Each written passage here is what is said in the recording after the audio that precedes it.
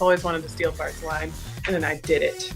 We're going to talk about Facebook's leaked guidelines about suicide and self-injury. By nature of these platforms, it's shareable content. It's really interesting how everything gets amplified because social media gets attached to it, right? So this is not new behavior, unfortunately, but we are seeing it more and more, and we're seeing interventions more and more as well. We act like this is something new or shocking, and I'm sorry, it's not. There's opportunity to intervene and potentially save a life. A lot of people their asses clenched when they heard that Facebook was not instantly shutting these folks down. Figures for this year's show, 5,016 reports in a 2-week period. What is considered newsworthy? And I think that's what really hit me. If we just shut that feed off, we've cut that person off from the very thing that might be keeping them alive. We want to make sure that this person's friends are seeing it so that they can help. And this is important. By sitting on our asses and not taking risks and getting up to speed with the way the world is changing,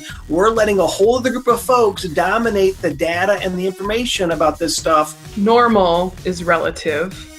Are any of the largest corporations in the world seriously funding crisis worker research? None that I'm aware of. Facebook didn't set out to become a crisis intervention platform. You've got a good radio voice, Amelia Lato. I went to radio school, mother trucker. It's talking about making artisanal cheese. It's not even actually making the friggin' cheese. It's not easy to report suicidal content on Facebook. It's pretty cumbersome. Facebook does more than any of the other social media platforms to prevent suicide. Facebook might eventually get enough data to know who's a good helper and how to bring it to the attention of the feed of, the 10 people most likely to be helpful. I think none of our crisis systems scale very well.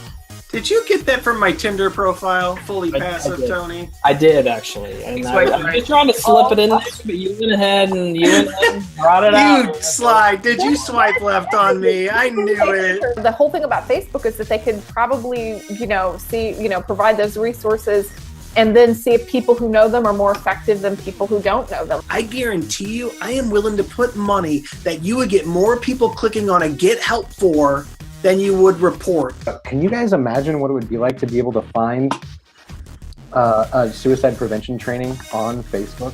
Ooh. What would that look like?